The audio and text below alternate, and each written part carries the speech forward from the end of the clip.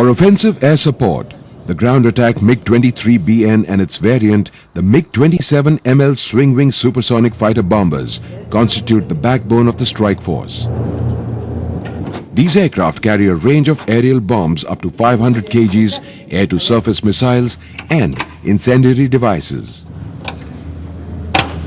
The primary mission of the aircraft is to destroy moving and stationary ground objects, including hardened targets.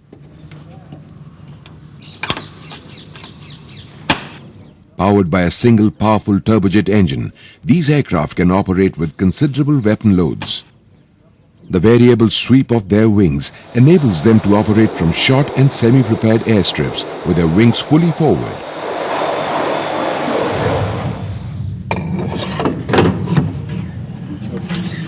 And yet, they are even capable of supersonic flight at 72 degrees sweep back setting.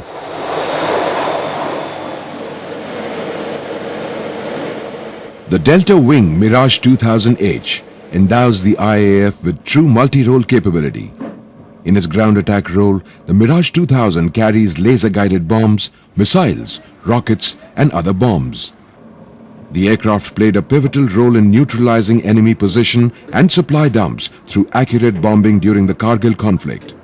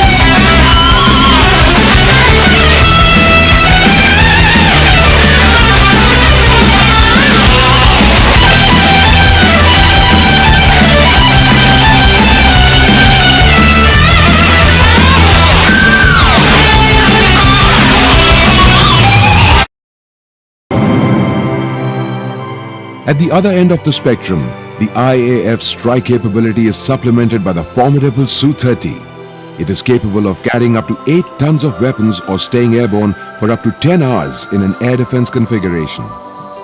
The Su-30 has the capability of flying more than 3,500 kilometers without refueling, thereby making it a true multi-role aircraft. Tiger, hard left 020. Bogey on your left, half level 60. It carries a very powerful multi-target tracking radar and a variety of long-range and close combat missiles.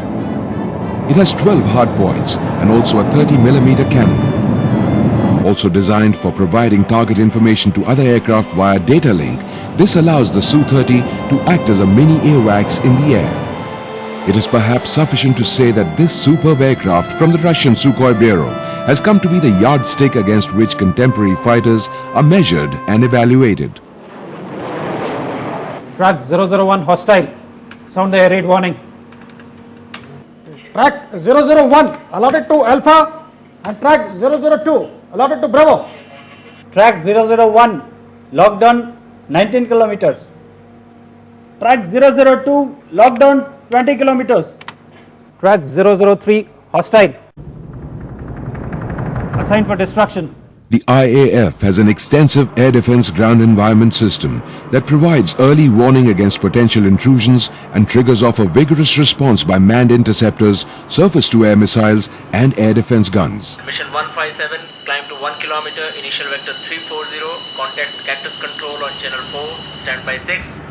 A network of mobile observation posts and the control and reporting centers with mobile radar stations provides complete coverage of vulnerable points and areas. Time 0920. The primary air defense aircraft are the Mirage 2000, the MiG-21 BIS, the MiG-23 MF and the MiG-29, all aircraft rated amongst the most advanced in the world. The MiG-29 in particular has an extremely potent and lethal airborne interception radar and air-to-air missile combination.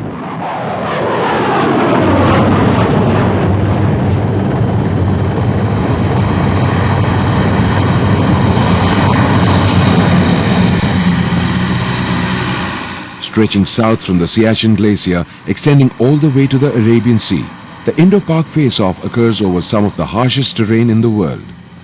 Most of the ensuing terrain across which the line of control runs is a logistical nightmare, and ever since the partition of the subcontinent in 1947, 4 wars have erupted over the state of Jammu and Kashmir.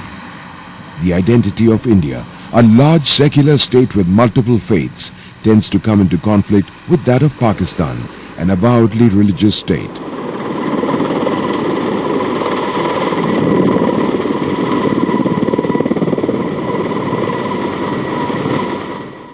Pakistan has, for reasons of its own, encouraged religious fundamentalism, especially since the mid-80s. India, on the other hand, has been sucked into a proxy war over the last decade. Lacking the military capability, the situation suits Pakistan.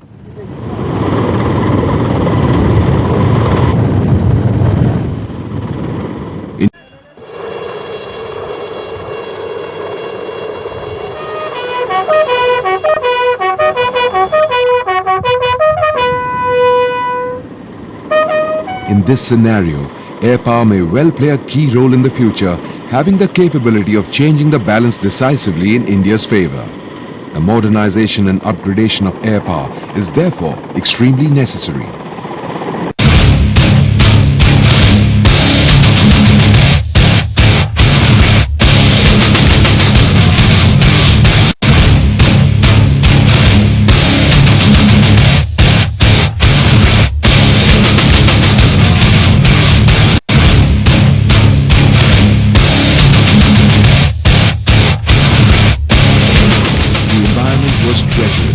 As were the events during the summer of 1999. Pakistan once again took the initiative, this time in the Kargil sector, to start yet another war with India, the 4th since independence.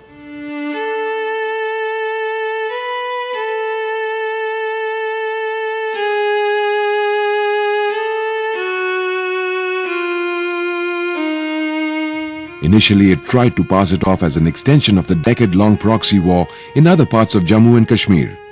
It denied the participation of its regular army in the intrusion, except for carrying out offensive patrolling along the line of control. Pakistan also claimed that the LOC in this sector was ambiguous, apparently ignoring the delineated and signed maps appended to the Shimla Agreement in 1972. Mission for today, 6 aircraft ferry from Halwara to Srinagar.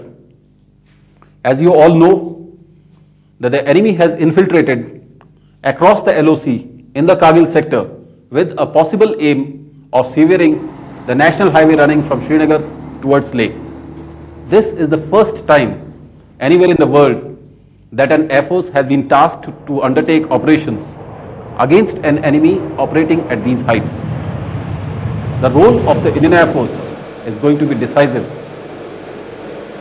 Adopting similar tactics as in 1947-48 and then again in 1965, Pakistani army personnel disguised as Jihadi Mujahideen had actually intruded into the Kargil sector with ambitious military objectives. Cutting off National Highway 1A, which linked Zojila to Kargil and Leh, isolating and capturing the Tortuk sector, occupying Indian territory south of the LOC and rejuvenating terrorism in the valley, which seemed to be withering after the J&K Assembly and Parliament elections. Pre-flight briefing for today's mission. Mission is medium-level tactical recce in Dras, Kargil and Batalik sectors. The route for today's sortie is from Agra, Aligarh, Dehradun, Kullu, Leh to the 7 target areas and landing at Srinagar.